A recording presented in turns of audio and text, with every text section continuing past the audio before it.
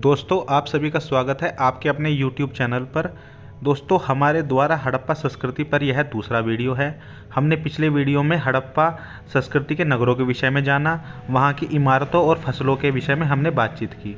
आज हम इस वीडियो में कुछ अन्य महत्वपूर्ण तथ्यों पर बात करेंगे। तो चलिए शुरू करते हैं। दोस्तों, हम जानते हैं कि इतने बड़े नगरों का विकास बिना किसी राजनीतिक संगठन के संभव नहीं हो सका होगा, परंतु हड़प्पा संस्कृति की खुदाई में हमें किसी भी तरह के राजनीतिक संगठन के सबूत नहीं मिलते। वहाँ के राजाओं के सरदारों के विषय में हमें कुछ भी ज्ञात नहीं है। दूसरी महत्वपूर्ण बात यह है कि हड़प्पा संस्कृति में हमें मंदिर जो थे वह भी नहीं मिलते। प्राचीन काल में हम जानते हैं कि मंदिर धार्मिक और आर्थिक क्रियाकलापों का केंद्र हुआ करते थे, परंतु मंदिरों का न होना हड़प्पा की राजनीतिक संगठन को और भी अधिक जटिल बना देता है। तीसरी महत्वपूर्ण बात यह है कि हमें खुदाई के दौरान अस्त्र शस्त्रों का अभाव मिला है, जिससे हम यह अंदाज़ा लगा सकते हैं कि हड़प्पा संस्कृति मुख्यतः व्यापार पर आधारित थी। इसके बाद दोस्तों, जब हम धार्मिक क्रियाकलापों की बात करते हैं तब हम पाते हैं कि सिंधु घाटी सभ्यता के लोग देवी की पूजा करते थे। वो एक मिट्टी की बनी हमें मूर्ति मिली है जिसके गर्भ से एक पौधा निकलता हुआ दिखा है। शायद यह पृथ्वी जो देवी है उसकी प्रतिमा होगी, जिसको ये उर्वरता की देवी भी कहते थे। दोस्तों, यह एक मातृ संतात्मक समाज था अथवा नहीं, इसके विषय में कुछ भी नहीं कहा जा सकता। दोस्तों, आप अपने दाहिनी तरफ देख सकते हैं, यह जो मूर्ति है हमें सिंधु घाटी सभ्यता की खुदाई से प्राप्त हुई है। इसके पश्चात दोस्तों, जब हम पुरुष देवता के विषय में चर्चा करते हैं तब हम पाते हैं कि सिंधु घाटी सभ्यता में हमें बहुत सी मोहरें प्राप्त हुई हैं, जिसमें से एक मोहर आपके सामने है। आप देख सकते हैं कि यहाँ पर एक मनुष्य योगी की मुद्रा में बैठा हुआ है, जिसके चारों तरफ गैंडा, भैंसा, बाघ और हाथी जो है वह विराजमान है।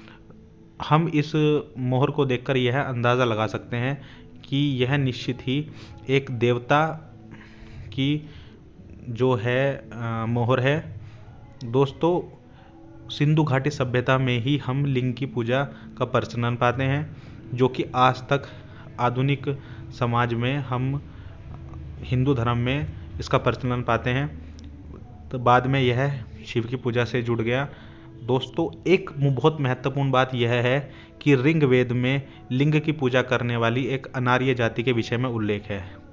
अब आप स्वयं विचार कीजिए कि आप आर्य हैं अथवा अनार्य, क्योंकि अगर आप शिव की पूजा करते हैं तो निश्चित रूप से आप सिंधु घाटी सभ्यता से खुद को जुड़ा पाएंगे, और अगर आप वेदों पर विश्वास करते हैं तो आप आर्य जाति से संबंधित हैं।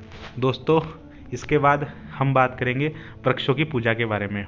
आप यहाँ पर साफ साफ देख सकते हैं कि छोटी पत्तियाँ हमें मोहरों के ऊपर दिखाई दे रही हैं।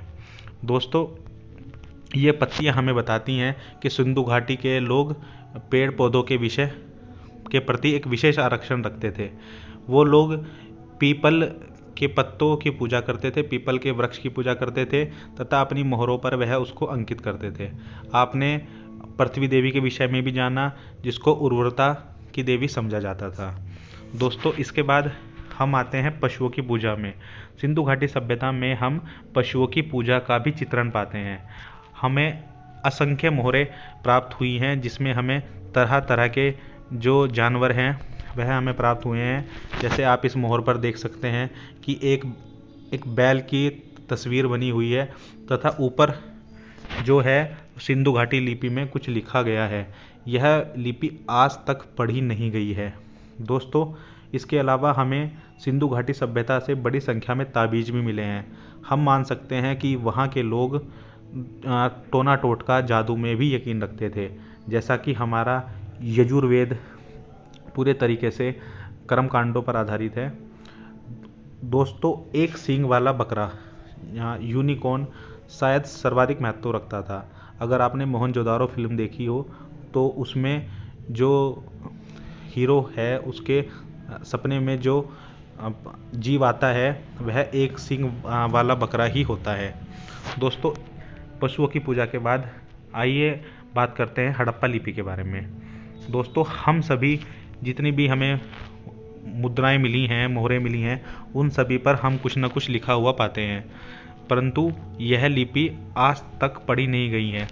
दोस्तों, जब हम विस्तृत अध्ययन करते हैं तब हम पाते हैं कि कुल 250 से 300 शब्द इस तरह के हैं जिनका उपयोग सिंधु घाटी सभ्यता में होता था, परंतु प्रत्येक मोहर पर 4 से 5 अक्षर ही अंकित होते थे, जिसको हम लघु लेख भी कह सकते हैं। दोस्तों, हम मान सकते हैं कि धनवान लोग अपनी वस्तुओं की पहचान के लिए इन मोहरों का उपयोग करते होंगे, जिसमें जानवर जो मोहरों पर अंकित है वह उनके कुल का प्रतिनिधित्व करते होंगे।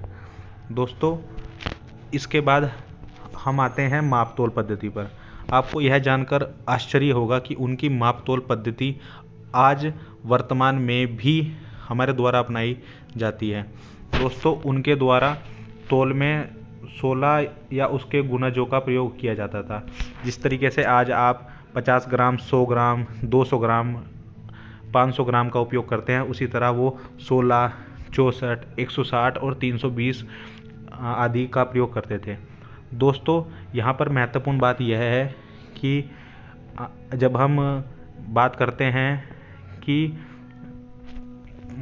वर्तमान की बात करते हैं, तब हम पाते हैं कि 1 रुपया 16 आने का होता था।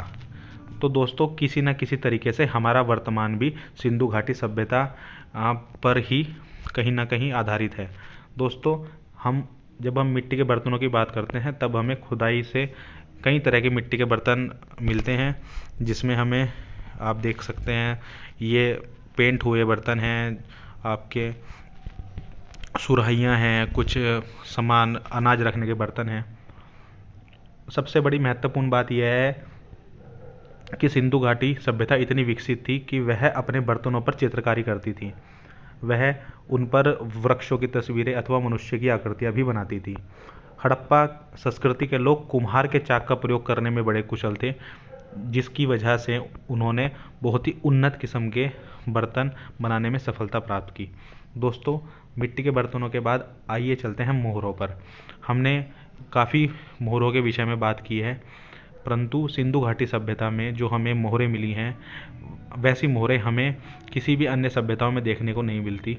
दोस्तों, इन मोहरों की संख्या 20,000 से भी अधिक है और अधिकांश मोहरों पर एक सींग वाला जानवर, भैंसा, बाघ, बकरी, हाथी की आकृतियाँ बनी हुई हैं।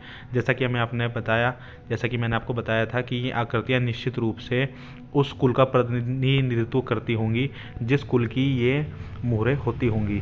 दोस्तों, कुछ मोहरों पर देवताओं की तस्वीरें भी अंकित हैं, जिसे हम पीछे देख चुके हैं। दोस्तों, फिर हम बात करते हैं प्रतिमाओं के बारे में। हड़प्पा संस्कृति के लोग धातु की बहुत ही उत्कृष्ट प्रतिमा बनाते थे। वहाँ के लोग कांस्य से परिचित थे, जिसे वे तांबे से बनाते थे। आपके दाईं तरफ आप यह जो मूर्ति है इसको देख सकते हैं। यह एक नर्तकी की मूर्ति है जिसके गले में एक हार पड़ा हुआ है। इसके अलावा मूर्ति एकदम नग्न है। आप जब इस मूर्ति की बनावट देखते हैं तब आप पाते हैं कि यह बहुत ही पुरस्कृत मूर्ति है, बहुत ही अच्छी क्वालिटी की मूर्ति है। तो दोस्तों, उस वक्त की जो हमारी सभ्यता है वह आज की सभ्यता के समान ही अत्यंत विकसित थी और यह एक बहुत ही आश्चर्यजनक बात है। दोस्तों, अगर आपको यह वीडियो पसंद आया हो तो इसे लाइक करिए, शेयर करिए और मुझे कमेंट बॉक्स में बताइए कि मैं इस वीडियोज़ को किस तरीके से और अधिक आप सबके लिए बेहतर बना सकता हूँ। आप सभी का वीडियो देखने के लिए धन्यवाद।